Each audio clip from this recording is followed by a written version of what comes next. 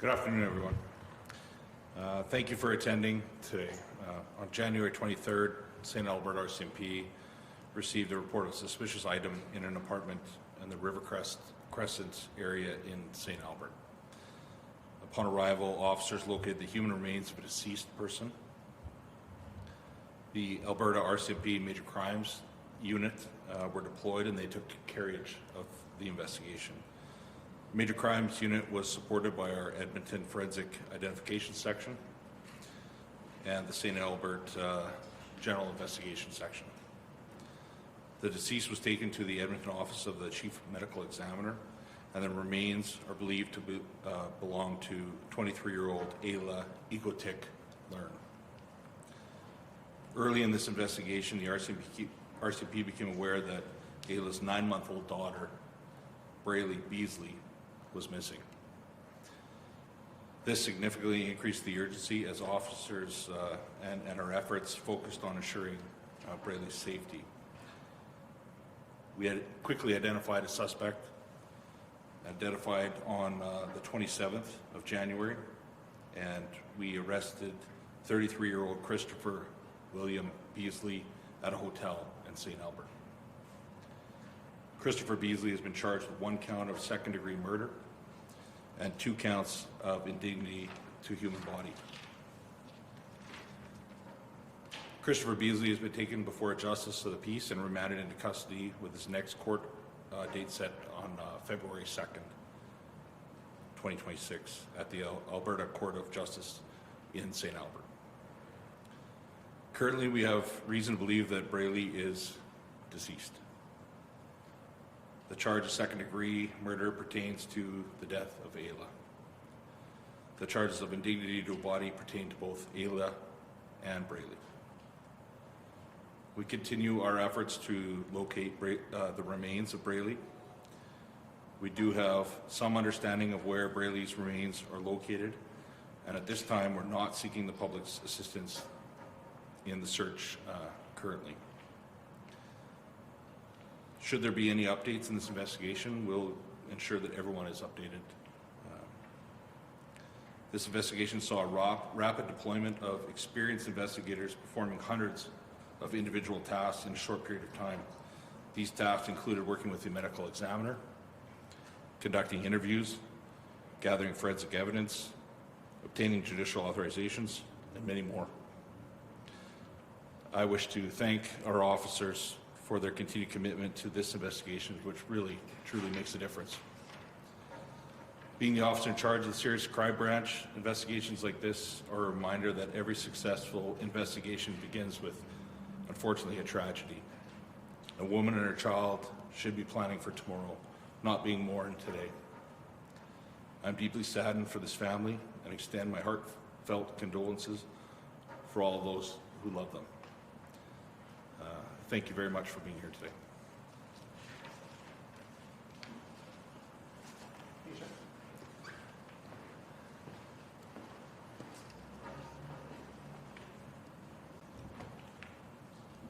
Good afternoon. Crimes of this nature are deeply unsettling for our communities, especially our community here in St. Albert. I want to acknowledge the shock and concern that this would have caused our community members and will continue to cause our residents in St. Albert. These are our friends, our neighbors. We need to acknowledge that.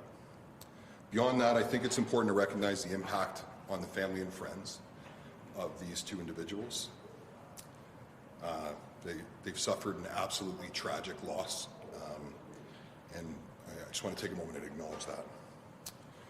Our detachment is committed to continuing to work closely with the Alberta RCMP Major Crimes Unit as this investigation progresses. I want to underline that we remain firmly committed to the safety, the well-being, and the resilience of our community. Now, our thoughts are with Ayla and baby Braylee, and we are absolutely focused on doing right by them. We remain resolute and firmly committed to continuing all investigative efforts to locate and bring this little one home. Thank you very much.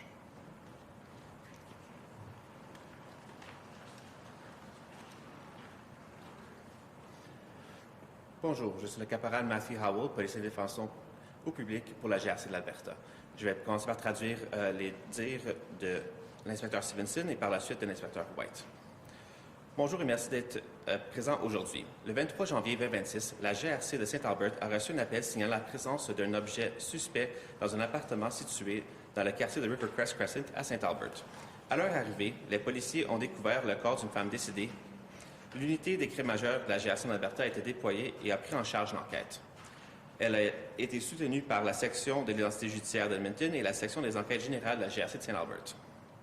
Le corps de la victime a été transporté au bureau du médecin légiste en chef d'Edmonton et la victime semble être Egotik-Learn, âgée de 23 ans. Au début de l'enquête, la GRC a appris que Braylee Beasley, la fille de 9 mois d'Ayla, avait disparu.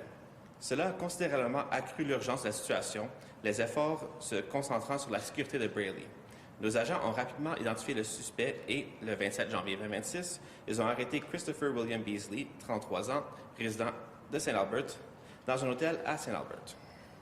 Christopher Beasley a été inculpé d'un chef d'accusation de meurtre au deuxième degré et de 2 chefs d'accusation pour non-respect d'un cadavre. Christopher Beasley a été traduit devant un juge de paix et placé en détention provisoire. Sa prochaine comparution est prévue le 2 février 2026 devant le palais de justice de l'Alberta à Saint-Albert. En ce moment, la GRC a des raisons de croire que Braylee est décédée. Toutefois, l'accusation de meurtre au deuxième degré concerne le décès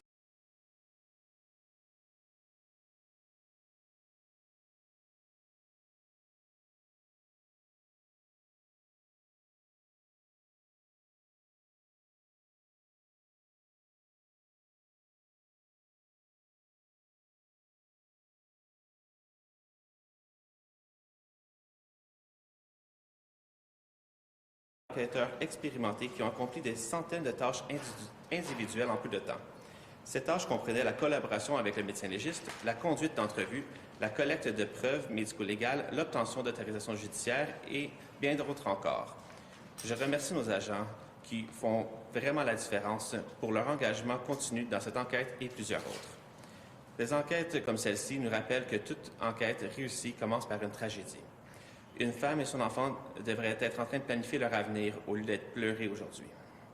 Nous sommes profondément attristés pour cette famille et adressons nos sincères condoléances à tous ceux qui les aimaient.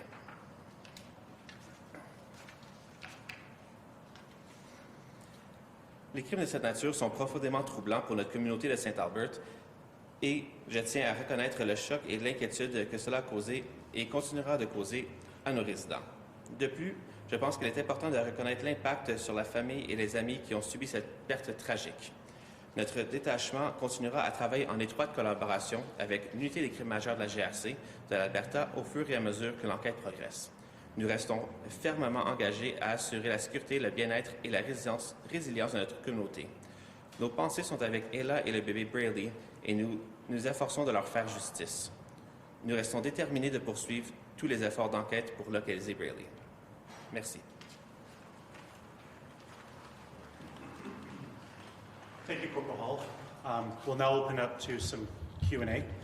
We have Sergeant James McConnell with the Alberta RCMP Major Crimes Unit who will assist us with those questions and answers. Please understand that this is an active homicide investigation, so there are some limitations as far as what we can answer. Good afternoon. Good afternoon, CPC. Why was there no Amber Alert sent out when you realized the baby was missing? For sure, there's a specific criteria required for an Amber Alert. With the information that we had at the time, an Amber Alert wasn't supported. As you can see from the date of the charge of the indignity being December 5th, when we believe this offense happened, there had been some time that had passed that an Amber Alert wasn't appropriate at that time, and did not meet the criteria.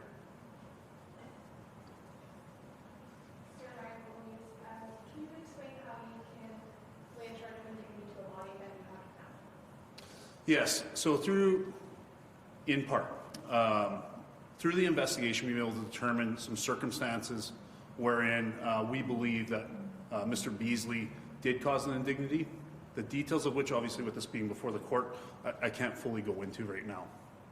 Can you talk about the relationship between Ayla and the accused? Yes, Ayla and the accused were living in a common law relationship with and Braley is their daughter.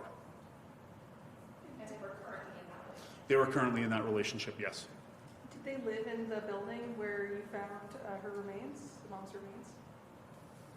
Yes. The accused, his criminal history? No RCMP? I can tell you that Mr. Beasley was known to the RCMP, but I cannot comment on his criminal record. How long had they lived in the building? My understanding is they were in that building in the St. Albert area since April of 2024. The specific of the residency I don't have available at this time. Have there been any previous record of domestic assault? Of course, with this being before the courts, I can't comment on that at this time. From the moment when Ayla's remains were found and you're now speaking, why has it taken this long to kind of go public? What happened to Sure. So, with respect to your question of the length of time, the initial police response was to confirm the safety of Braley. Once we were able to determine that her safety was in question and that at that time we believed that she was deceased, we transitioned to a homicide investigation. Being able to find and secure sufficient evidence to charge somebody within 4 days, I think is a testament to the officers who worked on this file. We had over 50 police officers working around the clock. Do you think, so with the timeline, so do you think that they were killed on December 5th? And then you only just heard about the remains being in the apartment in January, and then you laid the charges recently, is that? That's correct. So we believe the offenses occurred in early December, that we were called on the 23rd, and then, of course, charges on the 27th. Was she reported missing, the mom? No, she was not. So how did you find out that she was missing, I guess? As you can see, unfortunately, we're not going to disclose that at this time. You said that it was the initial call was a suspicious item. Yeah, so I'll provide some context to that. The apartment complex where she was found, there is, obviously, it's an apartment complex. Representatives of the building went in to do a check, so to speak, and when they entered the residence, they found this package or item. in terms of the death of Braley, why is it presumed that she's dead? Just based on the totality of the circumstances, we have some other evidence that I can't share, obviously, with this going before the courts at this time, that will come out throughout the court process. So you said the package? It's a suspicious item. And when you said they went in to do a check, a welfare check or a check that keeps updates the windows? My understanding is that residency was being terminated, and this was like an eviction type check. So you found this suspicious item, I guess probably property managers, and they found suspicious Would have been a item. building representative, yes. Yeah, and then when you came, you found her body in the apartment? Yes. Can you tell us anything more about how Ayla died or the forensic report? No, as you can imagine, with offenses having happened in December, it'll take some time. And of course, we're into that court process, and the medical examiner has to do, a comprehensive examination to provide those details. When's that planned? The medical examiner, you'll have to follow up with the medical examiner. It's not uncommon for their reports to take some time, especially given the complexity in this case. And you said you had an idea of where is supposed to be? Yes. Did this couple have any other children? To my knowledge, there's no other children. Can you tell us more about her? Is she's from St. Albert? What does she do? What's she like? I don't know. For sure. I can tell you that Ayla was 23 years old. She was from Cambridge Bay, Nunavut, and she's been in Alberta since 2024. And we believe her relationship started with Chris in April of 2024. Was she, did she have a career? Was she like a house, just taking care of the kid at home, I guess? My understanding is her world was her child, and that she spent all the time she could with her. How does this feel investigating this kind of crime in a small community? Good question. I think, I think the gravity of investigating the death of a 9-month-old to a young mother in a safe community is immense. The officers who have worked on this file, the impact on the public is tremendous and will be felt by everyone. Yeah, one more question there? I have maybe one secondary murder charge. I anticipate if you were to find Brady's body, that would be a secondary murder charge. I can't predict what charges are going to be coming forward in the future. I can tell you that our investigation is ongoing. We continue to gather evidence in the St. Albert area through all means at our disposal, and we'll just have to see what the fruits of that investigation bring. Thank you very much, everyone.